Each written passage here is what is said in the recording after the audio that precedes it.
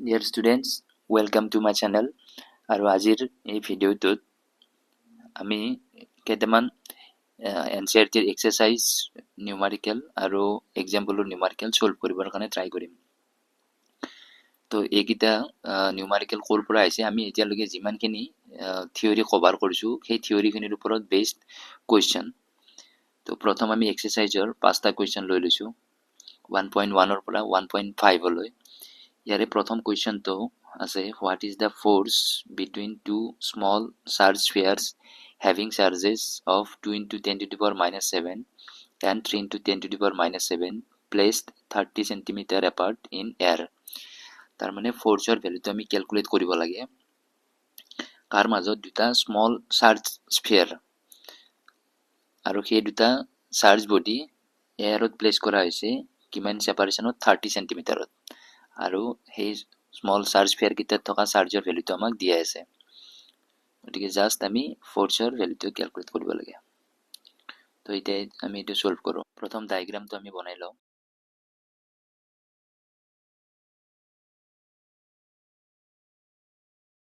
এতিয়া ইয়াতে দুটা চাৰ্জ বডি দুটাৰ ভ্যালুখিনি Q1 আৰু Q2 বুলি ধৰি ললো। Q1 টো হ'ল 2 into 10 to the power minus 7 আৰু Q2 3 into 10 to the power minus 7 আৰু ইয়াতৰ মাজৰ সেপাৰেশনখিনি 30 সেন্টিমিটাৰ এটো R বুলি ধৰি ললো আৰু মিডিয়ামটো এয়াৰ মিডিয়াম বুলি আমাক মেনশন কৰা আছে। তো এতিয়া ইয়াতৰ মাজৰ ফোৰ্সৰ ভ্যালুটো ক্যালকুলেট কৰিব লাগে। তো ইয়াতে চোৱা আগে Q ৰ ভ্যালুটো আমাক ইয়াতে পজিটিভ দি আছে আৰু Q2 পজিটিভ হ'ব। গতিকে দুইটাৰ মাজত কি হ'ব ৰিপালসিভ ফোৰ্সে হ'ব। দেখি ৰিপালসিভ ফোৰ্সৰ ভ্যালুটো ক্যালকুলেট কৰিব লাগে। এটোৰ কাৰণে সিম্পলি আমি কুলম্বস ল লগালে হ'ব। তো প্ৰথম গিভেন ইনি লিখি লৈছো Q ৰ ভ্যালুটো দিয়া আছে Q1 2 into 10 to the power minus 7 coulomb. Q2 দিয়া আছে 3 into 10 to the power minus 7 coulomb আৰু R টো দিয়া আছে 30 সেন্টিমিটাৰ। তো ইয়াক আমি কনভাৰ্ট কৰিব লাগিব মিটাৰলৈ। তো 30 into 10 to the power minus 2 metre বা ইয়াক যদি আৰু সিম্পলিফাই কৰা 3 into 10 to the power minus 1 metre 0.3 metre. এতিয়া ফোৰ্সৰ ভ্যালুটো ক্যালকুলেট কৰিব লাগে। তো ফোর্সটো সিম্পলি কি হ'ব according to Coulomb's law F is equal to K Q1 Q2 by R square আৰু এতে এয়াৰ মিডিয়াম বুলি দিয়া আছে। এয়াৰ মিডিয়ামত K ৰ ভ্যালুটো আমি জানো 9 into 10 to the power 9 Q1 ৰ ভ্যালুটো 2 into 10 to the power minus 7 আৰু Q2 ৰ ভ্যালুটো 3 into 10 to the power minus 7 আৰু R ৰ ভ্যালুটো দিয়া আছে আমাক 3 into 10 to the power minus 1 এখিনিৰ ওপৰত স্কয়াৰ হ'ব। গতিকে এই ভ্যালুটো যদি তোমালোকে ক্যালকুলেট কৰা তো ক্যালকুলেট কৰি কিমান পাবা 6 into 10 to the power minus 3 Newton. এটো হল আনসারটো। তো এনেকৈ আমাৰ প্ৰথম কুৱেশ্যনটো সলভ হ'ল। এতিয়া আমি next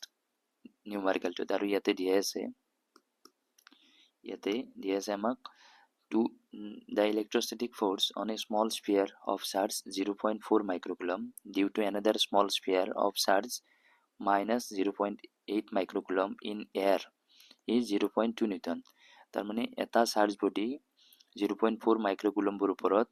another charge body minus 0.8 মাইক্ৰোকুলম্বে 0.2 Newton force apply কৰিছে আৰু এই দুটা চাৰ্জ বডি এয়াৰত প্লেস কৰা হ'ল। এতিয়া কৈছে what is the distance between the two spheres মানে সেকেন্ড বডিতে প্ৰথম বডিটোৰ ওপৰত ফোৰ্স লগাইছে 0.2 নিউটন আৰু ইমান নিউটন ফোৰ্স লাগিবৰ কাৰণে কিমান সেপাৰেশনত দুটা চাৰ্জ বডি প্লেস কৰিব লাগিব। তো ইয়াতে আমাক সিম্পলি R ৰ ভ্যালুটো দিছে।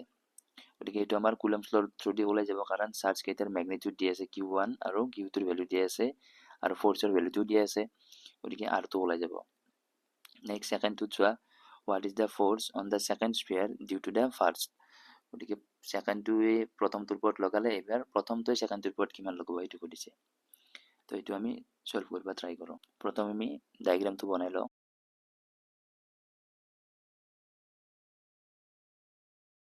এতিয়া ইয়াতে চাবা আমাক এটা পজিটিভ দি আছে এটা নেগেটিভ চাৰ্জ দি আছে।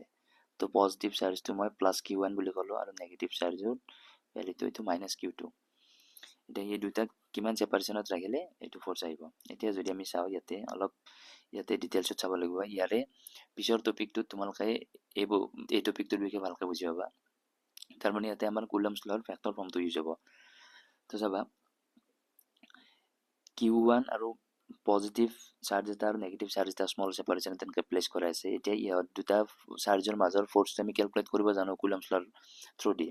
কিন্তু ইয়াতে আৰু যদি আমি ডিটেইলছত চাও তেতিয়া কি হ'ব ইয়াতে দুটা ফোর্স আছে আৰু সেই দুটা ফোৰ্সৰ ম্যাগনিটিউডটো সেমই হ'ব গম পাব পাৰে তোমালোকে তো ইয়াতে যদি চোৱা এই পজিটিভ চাৰ্জটোৱে এই নেগেটিভ চাৰ্জটোৰ ওপৰত ফোৰ্স লগাব ঠিক তেনেকৈ এই নেগেটিভ চাৰ্জটোৱে এইটো পজিটিভ চাৰ্জৰ ওপৰত ফোৰ্স লগাব তাৰ মানে দুটা ফোৰ্স আছে এতিয়া সেই দুটা ফোৰ্সৰ যদি আমি ডিৰেকশন চাও অলৰেডি মই কুলম্বছ লত মেনশন কৰিছোৱে যেটো ইলেক্ট্ৰোস্ট্যাটিক ফোৰ্স হ'ব সেই ফোৰ্সৰ ডিৰেকশনটো সদায় দুটা চাৰ্জ বডি কানেক্টিং এই লাইনডালৰ এলঙে হ'ব এই লাইনডালৰ এলং এতিয়া হ'ব আমি ডিৰেকশনত তো ইয়াতে চোৱা এই পজিটিভ চাৰ্জটোৱে নেগেটিভ চাৰ্জৰ ওপৰত কোনফালে হেৰি কৰিব ইয়াতে অবভিয়াসলি হ'ব কি পজিটিভে নেগেটিভক নিজৰ ফালে এট্ৰাক্ট কৰিব এট্ৰাকশন তো পজিটিভে নেগেটিভক এনেকুৱাকৈ নিজৰ ফালে এট্ৰাক্ট কৰিব তো ইয়াতে যদি আমি ডিৰেকশনটো কওঁ Q1 এ Q2 মাইনাস Q2 এইটো ডিৰেকশনত টানিব এইটো তোমালোকৰ ক্লিয়াৰ হৈছে নে পজিটিভে নেগেটিভক কি কৰিব নিজৰ ফালে এট্ৰাক্ট কৰিব এতিয়া ৰিপালশন হলে কি হলে ৰিপালশন হলে এনেকুৱা বাহিৰ ফালে হলে যদি দুটা পজিটিভ বা দুটা নেগেটিভ হলে এতিয়া এটা পজিটিভ এটা নেগেটিভ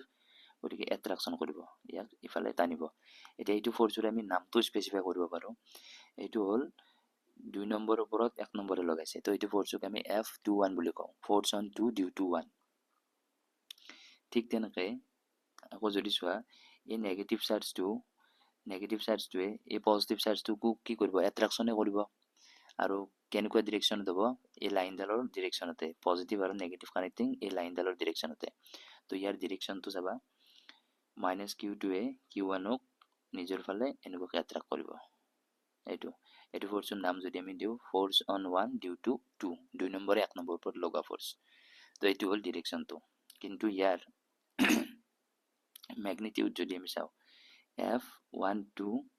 আৰু F21 এই দুটা ফোৰ্সৰে ম্যাগনিটিউডটো কি হ'ব সেমে হ'ব আৰু সেই সেম ম্যাগনিটিউডটো কেনেকৈ ক্যালকুলেট কৰিব পাৰো সিম্পলি কুলম্বছ লৰ সহায়ত Q1 Q2 বাই R স্কয়াৰ গতিকে ইয়াৰ পৰা তোমালোকে এই কুলম্বছ লৰ ভেক্টৰ ফৰ্মৰ বিষয়ে অলপমান আইডিয়া পালা ইয়াতে আমি ম্যাগনিটিউডৰ কথা ক'লো আৰু ডিৰেকশনটোৰ কথা ক'লো তো ইয়াতে আমি এটা এই ফোৰ্সৰ ভ্যালুখিনি বা যেটো কোৱেশ্চন দিয়া আছে তাৰ সলিউশনটো ক্যালকুলেট কৰো পজিটিভ চাৰ্জৰ ভ্যালুটো আমাক দিয়া আছে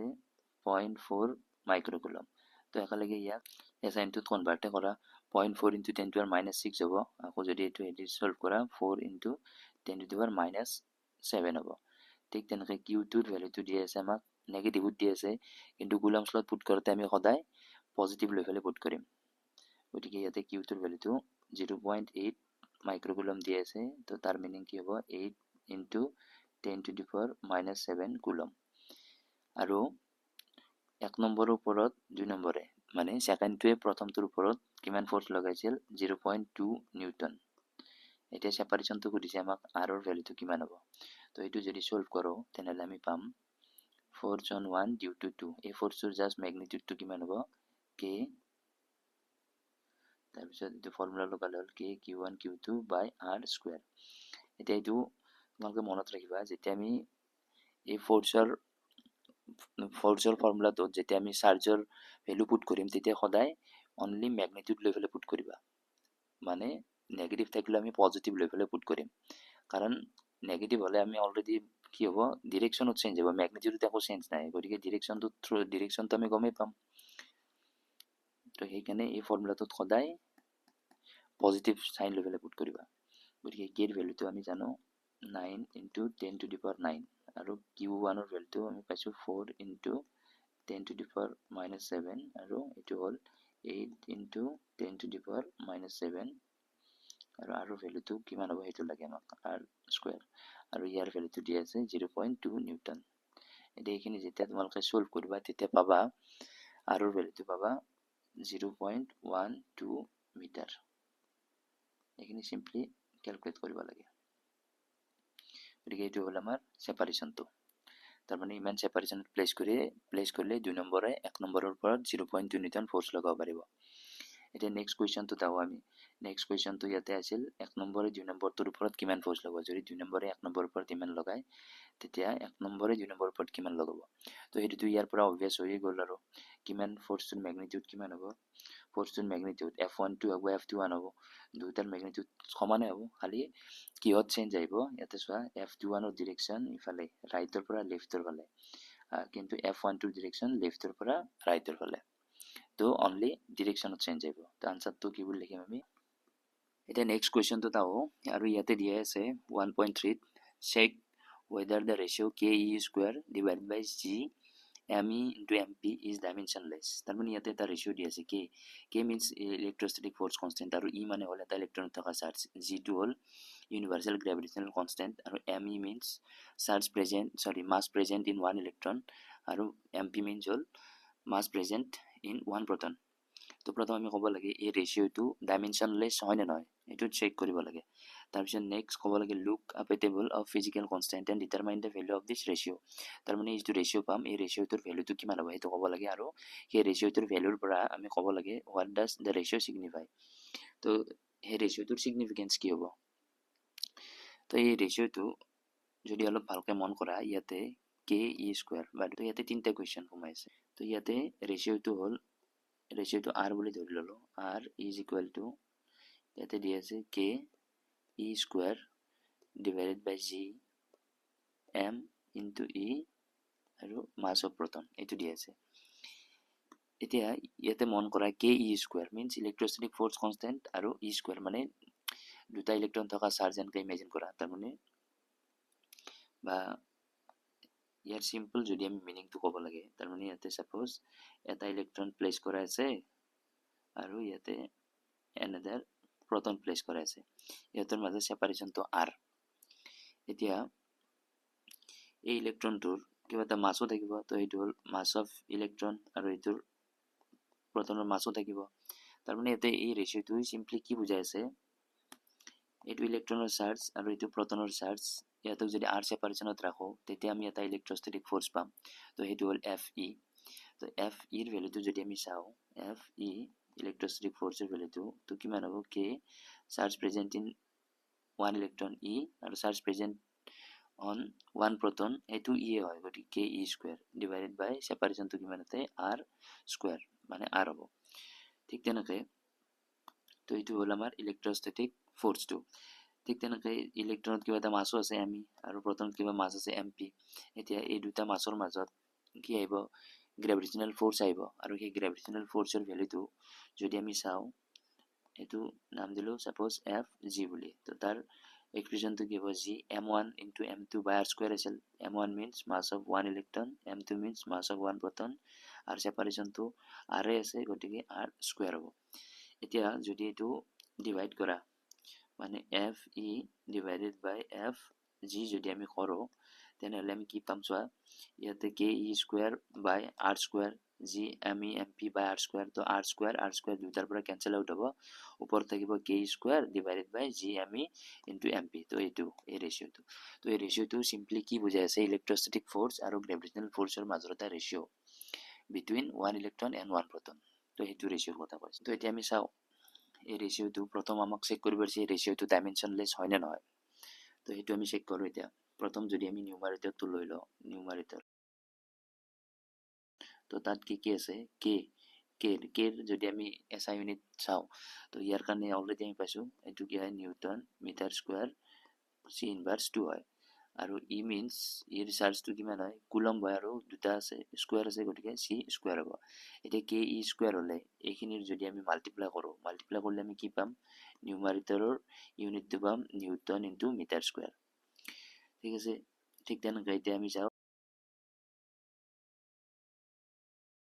ইয়াতে প্ৰথম আমাক লাগিব জিৰ ইউনিটটো তো জিৰ ইউনিটটো কি হ'ব জিৰ ইউনিটটো ইয়াৰ পৰা ওলাব ইয়াতো কি হ'ব f g into r square হ'ব মানে নিউটন মিটাৰ স্কয়াৰ আৰু মাস কেজি আৰু এটো কেজি তাৰ মানে জিৰ ইউনিটটো হ'ব নিউটন মিটাৰ স্কয়াৰ আৰু কেজি ইফালে হলে কেজি ইনভাৰ্সটো হ'ব ঠিক তেনেকৈ আৰু কি আছিল ইয়াতে G M E into M P আছে তো এম ই আৰু এম পি এই দুটা যদি মাল্টিপ্লাই কৰা তেনেহ'লে কি হ'ব কেজিৰ স্কোয়াৰ হ'ব এতিয়া এইখিনি আকৌ মাল্টিপ্লাই কৰা তো ওপৰত মানে তলত ডিনোমিনেটৰত আমি কি পাম নিউটন মিটাৰ স্কোয়াৰ পাম তো এতিয়া এই দুটা যদি ডিভাইড কৰা এই ৰেশিওটো যদি চোৱা ৰেশিওটোৰ ইউনিট বা ডাইমেনশন যদি চোৱা তেনেহ'লে ওপৰত এন এম স্কোয়াৰ তলতো এন এম স্কোয়াৰ তো এইটো কি হ'ব ডাইমেনশন লেছ হ'ব ডাইমেনশন লেছ তো এইটো আমি চেক কৰিলো ডাইমেনশন লেছ হ'ল এতিয়া এই ৰেশিওটোৰ ভ্যালুটো আমি ক্যালকুলেট কৰিব লাগে তো value magnitude value of the ratio r is equal to এটা k টো এটা আকৌ মেনশন কৰা নাই তো আমি এৰে লম 9 into 10 to the power 9 হল আৰু e means 1.6 এটা ইলেক্ট্ৰন থকা charge 1.6 into 10 to the power minus 19 এইখিনিৰ ওপৰত স্কয়াৰ হ'ব এইখিনিৰ ওপৰত স্কয়াৰ হ'ল তাৰ পিছত তলত আছে ইউনিভাৰ্সাল গ্ৰেভিটেশনাল কনস্ট্যান্ট এটো তোমালোকে ফাৰ্স্ট ইয়াৰত পাইছে 6.67 into 10 to the power minus 11 এটো হল মাস অফ 1 ইলেক্ট্ৰন এটা ইলেক্ট্ৰনৰ মাস কিমান হয় 9.1 into 10 to the power minus 31 kg আৰু মাস অফ 1 proton কিমান হয় 1.67 into 10 to the power minus 27 kg এটা এইখিনি ভ্যালু যেটা তোমালোকে ক্যালকুলেট কৰিবা ইয়াৰ এপ্ৰক্সিমেট যেটো ভ্যালু হ'ব সেই ভ্যালুটো হ'ব ইমানখিনি 2.3 into 10 to the power 39 তো এইটো হল আমাৰ সেই ৰেশিওটোৰ ভ্যালুটো ৰেশিওটোৰ ভ্যালুটো এইখিনি হল এতিয়া খুদিছে এই ৰেশিওটোৰ ভ্যালুটোৰ পৰা আমাৰ কি সিগনিফাই কি কৰিব তো সিগনিফিকেন্স চাবা সিগনিফিকেন্স তো সিগনিফিকেন্স তো কি আছিল এই ৰেশিওটো বেলেগ একো নাছিল এই ৰেশিওটো আছিল F E by F G এটো আছিল ৰেশিও আৰু সেই ৰেশিওটো আমি পালো 2.3 into 10 to the power 39 বা ইয়াক যদি আমি এনেকৈ সিম্পলিফাই কৰো F E is equal two কিমান হ'ব 2.3 into 10 to the power 39 times of f g তো ইয়াৰ পৰা কি আইডিয়া কৰিব পাৰি তাৰ মানে দুটা এটা ইলেক্ট্ৰন আৰু এটা প্ৰটনৰ মাজৰ যেটো গ্ৰেভিটেশনাল পুল হ'ব সেই পুলটোৰ কম্পাৰিজনত সিহঁতৰ মাজত যেটো ইলেক্ট্ৰোস্ট্যাটিক ফোৰ্স হ'ব তাৰ ভ্যালুটো চোৱা 10 to the power 39 তাৰ মানে electrostatic force is much greater than gravitational force সেইটোৱে হ'ল সিগনিফিকেন্স তাৰ তো ইয়াৰ পৰা আমি ক'ব পাৰো এফ ই মাছ গ্ৰেটাৰ দেন এফ জি তো এইটো হ'ল তাৰ সিগনিফিকেন্স তো এটা নেক্সট আও আমি এক্সাৰসাইজৰ 1.4 নম্বৰ এই নিউমাৰিকেলটো তো ইয়াতে এ আৰু বি দুটা কোৱেশ্চন আছে ইয়া প্ৰথমটো আছে explain the meaning of the statement electric charge of a body is quantized তো electric charge of a body is quantized এই স্টেটমেন্টৰ মিনিং খুদিছে এটো অলৰেডি আমি থিওৰি পাইছো আৰু থিওৰিটো কেনেকৈ পাইছিলো কোৱান্টাইজেশ্যন অফ চাৰ্জ এটো আছিল ইলেক্ট্ৰিক চাৰ্জৰ বেসিক প্ৰপাৰ্টি আৰু সেই বেসিক প্ৰপাৰ্টিৰ মিনিং কি আছিল যে charge exist in discrete packets তাৰ মানে ফিক্স স্মল প্যাকেটত থাকে বুলি কৈছিলো মই তো ইয়াৰ সিম্পল মিনিংটো হ'ল সেইটোৱে চাৰ্জ প্ৰেজেন্ট বা charge exist in discrete packets আৰু তাক mathematically Q is equal to n into e N express কৰো তাৰপিছত নেক্সট আহিছে হোৱাই নেক্সট ভিডিওত কৈছে why can one ignore quantitation of electric charge when dealing with macroscopic that means large scale charges যদি মানে large charge body হয় তেতিয়া হেতু ক্ষেত্ৰত আমি কোৱান্টাইজেশ্যন অফ চাৰ্জ প্ৰিন্সিপলটো কিহৰ কাৰণে ইগনোৰ কৰিব পাৰো এতিয়া হেতু ক্ষেত্ৰত কিহৰ কাৰণে আমি ইগনোৰ কৰিব পাৰো কাৰণ এটা যদি আমি ডাঙৰ চাৰ্জ বডি লওঁ তাতে কি হ'ব লাৰ্জ নাম্বাৰ অফ ইলেক্ট্ৰন থাকিব লাৰ্জ নাম্বাৰ অফ ইলেক্ট্ৰন থাকিলে এইবোৰ কেনেকৈ এপিয়াৰ হ'ব এইটো কন্টিনিউয়াস টাইপত মানে এপিয়াৰ হ'ব তো এইটোৰ আনসাৰটো কি হ'ব because number of electrons is huge so charge appears continuous তো এইটো সিম্পলি এইটো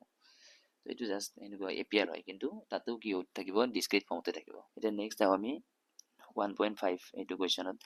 ইয়াতে দিয়া আছে when a glass rod is rubbed with a silk cloth charges appear on both যেতিয়া গ্লাস ৰডডালক সিল্কৰ ক্লথৰ লগত ৰাবিং কৰাও তেতিয়া দুটা বডিতে চাৰ্জ এপিয়াৰ হয় আৰু এইটোৰ বিষয়ে আমি সাইন্টিফিক অবজাৰভেশনত পঢ়িছোৱে কেনেকুৱা আছিল গ্লাস ৰডৰ পৰা ইলেক্ট্ৰন ট্ৰান্সফাৰ হয় তাৰ মানে গ্লাস ৰডডাল পজিটিভলি চাৰ্জ হয় আৰু সিল্ক ক্লথখন নেগেটিভলি চাৰ্জ হয় তাৰপিছত ইয়াতে দিয়া আছে a similar phenomenon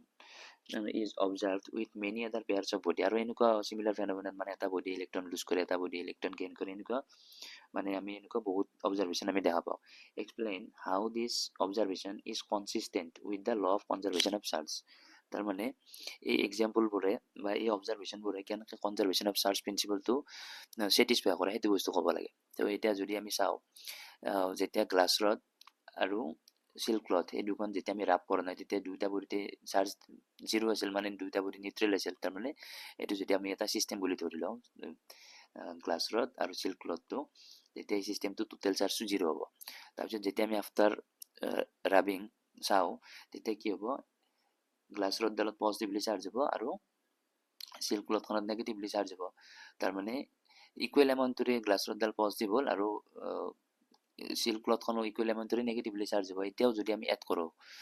বা চিষ্টেমটোত যদি এতিয়াও টোটেল চাৰ্জটো আমি চাওঁ তেতিয়া জিৰ'ই পাম গতিকে বিফৰ ৰাবিং বা সেই চিষ্টেমটো টোটেল চাৰ্জ ইনিচিয়েলি জিৰ' আছিল আৰু ফাইনেলি জিৰ' থাকিব গতিকে এনেকৈ কনজাৰভেশ্যন অফ চাৰ্জ প্ৰিন্সিপলটো ছেটিছফাই হয় তো এইটো হৈ গ'ল আমাৰ 1.5 নম্বৰ এই নিউমাৰিকেলটো এতিয়া নেক্সট আমি চাম এনচিইআৰটিত থকা এক্সাম্পল 1.32 তো ইয়াতে দিয়া আছে Coulomb's law for electrostatic force between two point charges দুটা পইণ্ট চাৰ্জৰ মাজত ইলেক্ট্ৰষ্টেটিক ফ'ৰ্চৰ বাবে Coulomb's law and Newton's law for gravitational force between two stationary point mass দুটা ষ্টেচনাৰী পইণ্ট মাছৰ মাজত গ্ৰেভিটেশ্যনেল ফ'ৰ্চৰ বাবে নিউটনছ ল both have inverse square dependence on the distance between the charges and masses respectively inverse square law মই কি আগতে ইয়াৰ আগৰ ভিডিঅ'টোত কৈছোৱে তো এতিয়া এইখিনি ষ্টেটমেণ্টটোৰ মিনিংটো মই কৈছোঁ তাৰমানে দুটা পইণ্ট চাৰ্জৰ মাজত ইলেক্ট্ৰষ্টেটিক ফ'ৰ্চ আৰু দুটা পইণ্ট মাছৰ মাজত গ্ৰেভিটেশ্যনেল ফ'ৰ্চ এই দুটা ফ'ৰ্চে ডিষ্টেঞ্চৰ স্কুৱেৰৰ ইনভাৰ্চলি প্ৰপৰ্চনেল হয় তো এনেকুৱাকৈ ফ'ল' কৰে এইখিনি ষ্টেটমেণ্টৰ সেইটো মিনিং এতিয়া আমাক লাগে কি ইয়াতে দুটা কুৱেশ্যন আছে এ আৰু বি এইটোত দিয়া আছে compare the strength of this forces of this force means electrostatic force and gravitational force by determining the ratio' of their magnitude তাৰমানে মেগনিটিউডৰ ৰেচিঅ' লাগে ইলেক্ট্ৰষ্টেটিক ফ'ৰ্চ আৰু গ্ৰেভিটেশ্যনেল ফ'ৰ্চৰ মেগনিটিউডৰ ৰেচিঅ' লাগে এই দুটা কৈ ইয়াতে আকৌ এইটোতে মানে ৰেচিঅ' ওলাব দিছে দুটা কেছৰ কাৰণে 1 আৰু 2 তো 1 নম্বৰ কেছ আৰু 2 নম্বৰ কেছ 1 নম্বৰ কেছটো দিয়া আছে এটা ইলেক্ট্ৰন আৰু এটা প্ৰটন মানে দুইটা বডি ইলেক্ট্ৰন আৰু প্ৰটন বুলি দিয়া আছে আৰু সেকেন্ড কেছটোত দিয়া আছে দুটা প্ৰটনৰ মাজত তো এতিয়া আমি এইটো সলভ কৰোঁ এইটোৰ কেছ 1 বা 1 নম্বৰটো ইয়াতে দিয়া আছে দুটা বডি কি এটা হ'ল ইলেক্ট্ৰন আৰু এটা প্ৰটন তো ইয়াতে দুটা বডি আমি ললো এইটো হ'ল ইলেক্ট্ৰন আৰু এইটো প্ৰটন বুজাই আছে আৰু সেপাৰেশ্যন কিবা এটা ধৰি ললো আৰ বুলি এতিয়া যেহেতু দুটা চাৰ্জ বডি হয় ইলেক্ট্ৰন আৰু প্ৰটন তো ইয়াতৰ মাজত ইলেক্ট্ৰষ্টেটিক ফ'ৰ্চ আহিব আৰু এইটো হ'ব এফ ই কিমান হ'ব কে Q1 means এটা ইলেক্ট্ৰন থকা চাৰ্জ Q2 means এটা প্ৰটন থকা চাৰ্জ ডিভাইডেড বাই R স্কোয়াৰ এইটো হ'ল ঠিক তেনেকৈ এটা ইলেক্ট্ৰনৰ মাছো আছে গতিকে ইয়াতে আমি ইলেক্ট্ৰনৰ মাছ আৰু প্ৰটনৰ মাছৰ মাজত গ্ৰেভিটেশ্যনেল ফ'ৰ্চটো কেলকুলেট কৰিম এইটো হ'ল G M1 means mass of one electron M2 means mass of one proton আৰু separation to R square তো ইলেক্ট্ৰষ্টেটিক ফ'ৰ্চ আৰু গ্ৰেভিটেশ্যনেল ফ'ৰ্চ এই দুটা আহিল এতিয়া আমাক লাগে এই ফ'ৰ্চ কেইটাৰ মেগনিটিউডৰ ৰেচিঅ' তো F E by F G is equal to কি হ'ব দুটাতে আৰ স্কুৱাৰ দি ডিভাইড হৈছে তো আৰ স্কুৱাৰ কেঞ্চেল হৈ যাব আৰু ইয়াতে আমি পাম কে ই স্কুৱাৰ আৰু তলত আমি পাম জি এম ই আৰু এম পি এতিয়া এই ৰেচিঅ'টো অলৰেডি আমি এই ভিডিঅ'টোতে একবাৰ ইউজ কৰিছোঁ আৰু তাৰ ভেলুটো যদি তোমালোকৰ মনত আছে সেই ভেলুটো হ'ব কিমান 2.3 আছিল suppose 2.3 into 10 to the power 39 এইটো হ'ল তাৰ ৰেচিঅ'টো তো ইয়াৰ পৰাই গম পায় ইলেক্ট্ৰষ্টেটিক ফ'ৰ্চৰ ভেলুটো গ্ৰেভিটেশ্যনেল ফ'ৰ্চতকৈ বহুত গুণ হাই হ'ব তো এইটো হ'ল 1 নম্বৰ কেছটোৰ কাৰণে তাৰপিছত 2 নম্বৰ কেছটো দিয়া আছিল আমাৰ দুটা প্ৰটনৰ মাজত এই ৰেচিঅ'টো কেলকুলেট কৰিব লাগে তো 2 নম্বৰ কেছটো ইলেক্ট্ৰন হ'ল ইয়াতে প্ৰটন আৰু এইটোতো প্ৰটন আছিলে তো ইয়াতেও প্ৰটন আৰু ইয়াতেও প্ৰটন আৰু সেপাৰেশ্যনখিনি আৰ দিয়া আছে ধৰি ল'লো আৰ বুলি তো এতিয়া আকৌ ইয়াতে এফ ইৰ ভেলুটো আকৌ আগৰ নিচিনা কি হ'ব প্ৰটন হ'লেও এটা ইলেক্ট্ৰন থকা সমানে চাৰ্জ হ'ব কে ই স্কুৱাৰ বাই আৰ স্কুৱাৰ হ'ল আৰু ইয়াতে হ'ব F G2 ইয়াতে G থাকিল M1 means mass of 1 proton আকৌ এইটোৰ কাৰণে mass of 1 proton মানে এইটো mp স্কয়াৰ হ'ব G M1 M2 দুটা সমান হ'ব আৰু ইয়াতে r স্কয়াৰ এতিয়া FE by FG এইটো যদি আমি ক্যালকুলেট কৰো ইয়াতে ওপৰত আহিব কি k times of e square আৰু তলত আহিব g into mp mp square হ'ব তো এইখিনি ভ্যালু যেতিয়া তোমালোকে পুট কৰিবা k এর ভ্যালু আমি জানো 9 into 10 to the power 9 আৰু e এর value 1.6 into 10 to the power minus 19 ইয়াৰ উপৰ স্কয়াৰ হ'ল g এৰ কাৰণে জানো আমি 6.67 into 10 to the power minus 11 আৰু mass of 1 proton 1.67 into 10 to the power minus কিমান 27 এইখিনিৰ ওপৰত স্কয়াৰ হ'ব আৰু এই ভ্যালুটো যেতিয়া ক্যালকুলেট কৰিবা ইয়াৰ ভ্যালুটো approximately কিমান আহিব এইখিনি 1.3 into 10 to the power 36 এইটো হ'ল তাৰ ৰেশিও এতিয়া নেক্সট আমি চাও এইটো b2 ইয়াতে mass of proton আৰু mass of electron টো দিয়া আছে ইয়াতে b2 দিয়া আছে estimate the accelerations of the electron and the proton due to the electrical force of their mutual attraction when they are 1 angstrom apart তাৰ মানে এটা ইলেক্ট্ৰন আৰু এটা proton 1 angstrom distance separationত প্লেস কৰিলে সিহঁতৰ মাজত যেটো ইলেক্ট্ৰিকেল ফোৰ্স আহিব সেই ফোৰ্সটোৰ কাৰণে ইলেক্ট্ৰন তো আৰু proton তো কিমান এক্সেলাৰেশন তাতে আহিব সেই এক্সেলাৰেশন ভ্যালুটো আমি ক্যালকুলেট কৰিব লাগে এই ইলেক্ট্ৰন আৰু proton তোৰ মাজত যেটো ফোৰ্স আহিব বা ইলেক্ট্ৰন তোৰ ওপৰত যে প্ৰটনে ফোৰ্স লগাব বা proton তোৰ ওপৰত যে ইলেক্ট্ৰনে ফোৰ্স লগাব দুইটাৰ ভ্যালু সমানে হ'ব খালি ডিফারেন্স আহিব কোত ডিরেকশনত তো ফোর্সের ভ্যালুটো দুটাত সমান হ'ব কিন্তু এক্সেলারেশনটো দুটাতে বেলেগ বেলেগ হ'ব কাৰণ দুটাৰে মাসটো বেলেগ বেলেগ তো আমি চাই লও প্ৰথম আমি ফোৰ্সেৰ ভ্যালুটো ক্যালকুলেট কৰো force between electron and proton F is equal to k e square divided by আৰু r or a ভ্যালুটো দিয়া আছে আমাক 1 angstrom angstrom means 10 to the power minus 10 দিয়া আছে তো এটো 10 to the power minus 10 হল এখিনিৰ উপৰত স্কয়াৰ হ'ব গতিকে এই ভ্যালুটো যদি আমি পুট কৰো 9 into 10 to the power 9 hall 1.6 into 10 to the power minus 19 এখিনিৰ উপৰত স্কয়াৰ হ'ব আৰু এখিনি 10 to the power minus 20 তো এইখিনিৰ ভ্যালু আমি পাম 2.3 into 10 to the power minus 8 Newton এতিয়া তাৰ মানে ইলেক্ট্ৰনটোৰ ওপৰত প্ৰটনে লগাব ইমানখিনি ফোৰ্স আৰু প্ৰটনটোৰ ওপৰত ইলেক্ট্ৰনেও ইমানখিনি ফোৰ্সে লগাব এতিয়া ইন্ডিভিজুয়ালি দুটাৰে আমি এক্সেলাৰেশন চাও তো ইয়াতে এক্সেলাৰেশনৰ ভ্যালুটো ক্যালকুলেট কৰিবৰ কাৰণে আমি ফোৰ্সৰ এইটো ফৰ্মুলা জানো F is equal to m into a তো ফোর্সটো আমি পাইছো 2.3 into 10 to the power minus 8 আৰু mass acceleration of electron বুলি কৈছো তো mass of electron আহিব তো mass of electron কিমান আছিল 9.1 into 10 to the power minus 31 kg আৰু ইয়াতে থাকিল acceleration তো ইয়াৰ ভ্যালুটো যেতিয়া আমি ক্যালকুলেট কৰিম তো তাৰ ভ্যালুটো আমি পাইছিলো কিমান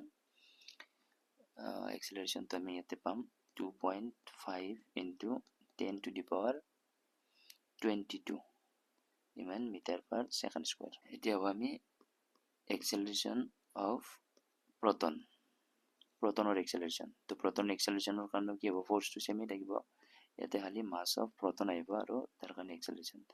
তো acceleration ভ্যালুটো হ'ব f তো এইটো 2.3 into 10 to the power minus 8 আৰু protonৰ mass হয় 1.67 into 10 to the power minus 27 তো এইখিনি ভ্যালু ক্যালকুলেট কৰিলে আমি পাম 1.4 into 10 to the power 19 meter per second এতিয়া আমি নেক্সট নিউমাৰিকেলটোত আৰু এইটো NCERT example 1.4 ইয়াতে দিয়া আছে a charged metallic sphere A is suspended by a nylon thread another charged metallic sphere B is held by insulating handle is brought close to A such that the distance between their center is 10 cm as shown in figure 1.4a. তো ইয়াতে এইটোত এটা figure দিয়া আছে ইয়াতে A নামৰ এটা charge body নাইলনৰ থ্ৰেডেডাল দি ইয়াক ওলমাই ৰখা হৈছে এতিয়া ইয়াৰ পৰা 10 cm দূৰত B নামৰ আৰু এটা চাৰ্জ বডি আমি লৈলো লোৱাৰ পিছত এতিয়া কি হ'ব ইয়াতৰ মাজত ৰিপালচন হ'ব এতিয়া ইয়াতে দিয়া আছে the resulting repulsion of A is noted তো A আৰু B ৰ মাজত যেটো ৰিপালচন আহিব সেই ৰিপালসিভ ফোৰ্সটো আমি নোট কৰি ললো তাৰপিছত দিয়া আছে sphere A and B are touched by answer sphere C and D respectively as shown in figure 1.4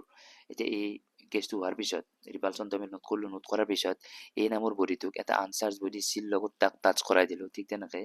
B নামৰ চাৰ্জ বডিটোক এটা আনচাৰ্জ বডি D লগত টাচ কৰাই দিলো এটো 1.4 ত 4 বিট দেখুৱাইছে তাৰপিছত নেক্সট দিয়া আছে C and D are then removed and B is brought closer to a distance of 5 cm between their center as shown in figure 1.4c. এতিয়া C আৰু D এই যিটা আমি আনচাৰ্জ বডি L আৰু A আৰু B লগত touch কৰাই দিছিলো এতিয়া C আৰু D আকৌ টাচ কৰা হোৱাৰ পিছত আমি গুচাই দিলো গুচাই দি কেনে A আৰু B যি বডি আছিল সিহঁতক অলপমান ক্লোজ লৈলো 5 cm মানে আগৰ যিটো সেপাৰেশন আছিল তাত আধা সেপাৰেশন আমি লৈলো লোৱাৰ পিছত এতিয়া লাগে what is the expected repulsion of A on the basis of Coulomb's law তো Coulomb's law ওপৰত বেস কৰি পেলাই আমি ক'ব লাগে A আৰু B ৰ মাজত এটা নতুন ৰিপালচনটো কিমান হ'ব তো এইটোৱে কোৱেশ্চন ইয়াতে এইবোৰ দিয়া আছে C বডিটোৰ সাইজটো L লগত আইডেন্টিক্যাল B বডিটোৰ সাইজটো D লগত আইডেন্টিক্যাল আৰু এই সেপাৰেশনখিনিৰ কম্পাৰিজনত A আৰু B ৰ বডিটো মানে কি হয় নেগলিজিবল সাইজৰ তো আমাৰ এটা এইটো সলভ কৰিব লাগে তো ইয়াৰ সলিউশনটো আমি চাই লওঁ তো 1.4 ৰ সলিউশনটো ইনিশিয়ালি A আৰু B ৰ মাজত যদি আমি ফোৰ্সটো চাও F is equal to K তো চাৰ্জৰ ভ্যালুটো আমাক দিয়া নাই তো charge present on A QA বুলি দিলো charge present on B QB বুলি দিলো আৰু সেপাৰেশনটো 10 cm আছিল তো 10 ইনটু সেন্টিমিটাৰ হলে 10 to the minus 2 আৰু এইখিনিৰ ওপৰত স্কয়াৰ হ'ল তো এইটো প্ৰথম কেছটো আমি পালো ইয়াক যদি আৰু অলপ সিম্পলিফাই কৰো K QA QB আৰু এইখিনি হ'ব 10 to the power minus 1 তো 10 to the power minus 2 হ'ব 10 to the power minus 2 বা ইয়াক আমি এইটো এনেকৈ লিখিব পাৰো 100 K QA QB এইটো হ'ল ফোৰ্সটো ইনিশিয়াল কেছটো ৰিপালসিভ ফোর্সটো এতিয়া 1.4 B2 যদি আমি চাও ইয়াতে যেতিয়া এই বডিটোক এটা আনচাৰ্জ বডি C লগত আমি কানেক্ট কৰাই দিম লগ লগাই দিয়াৰ পিছত আকৌ তাক ৰিমুভ কৰি দিম যেতিয়া আমি টাচ কৰাই দিয়াৰ লগে কি হ'ব এই চাৰ্জ বডিটোৰ পৰা আনচাৰ্জ বডিটোলৈ চাৰ্জৰ ট্ৰান্সফাৰ হ'ব আৰু ট্ৰান্সফাৰ কেতিয়ালৈকে হৈ থাকিব যেতিয়ালৈকে দুটাতে ইকুৱেল হৈ নাযায় মিন্স টোটাল 8 ইনিশিয়ালি কিমান চাৰ্জ আছিল QA আছিল তো C কানেক্ট কৰি মানে লগ লগাই দিলো তো কানেক্ট কৰি দিয়াৰ পিছত ইয়াতে তাৰ মানে কি হ'ব দুটাতে আধা আধা হৈ যাব তাৰ মানে ওপৰতটো কি হ'ব QA/2 হ'ব আৰু তলতটো C2 কিমান হ'ব QA/2 হ'ব ঠিক তেনেকৈ B বডিটোৰ চাৰ্জ কিমান আছিল সেইটো দিয়া নাছিল আমি QB বুলি ধৰি লৈছো গতিকে B আৰু D এনেকৈ যদি আমি কানেক্ট কৰাই দিও তেতিয়া B আৰু D ইকুৱেলি সেই চাৰ্জখিনি ভাগ হৈ যাব QB/2 and QB/2 হ'ব এতিয়া C আৰু D গুচাই দিয়াৰ পিছত 8 কিমান হৈ গ'ল 8 কিমান হ'ল QA/2 আৰু B কিমান হ'ল QB/2 সেপাৰেশন কিনিও আমি আধা কৰি দিলো এতিয়া নতুন ফোৰ্সটো ক'ব লাগে তো এতিয়া নতুন ফোৰ্স F new এটোৰ কাৰণে যদি আমি চাও K2 থাকিল ইয়াতে হ'ব কি ইয়াতে হ'ব QA/2 and QB/2 আৰু সেপাৰেশন খিনিটো 5 cm হ'ল 5 into 10 to the power minus 2 এইখিনি ফোর্স স্কয়ার হ'ব এইখিনি সলভ কৰো আমি K থাকিল QA থাকিল QB থাকিল এইখিনি ইয়াৰ পৰা তলত নামিল 4 আৰু ইয়াতে থাকি আহিব 25 আৰু এইখিনি যদি আমি কলো 10 to the power minus 4 তো ইয়াৰ পৰা চা 25 into 4 100 হ'ল মানে 100 আৰু ইয়াৰ পৰা 10 to the minus 2 তো এইটো কেনসেল আউট হ'ল বাকি ওপৰত তলত 10 to the minus 2 হ'ল মানে 100 K QA QB তাৰ মানে এইটো F new 2 আৰু আগতো যদি এইটো F all বুলি দিও তো দুটা ভ্যালুটো সমানে হ'ল F all তো যেহেতু চাৰ্জটো আধা হ'ল লগতে ডিষ্টেঞ্চটো আধা কৰি দিলে গতিকে সেনেকৈ বেলেঞ্চ আউট হৈ গ'ল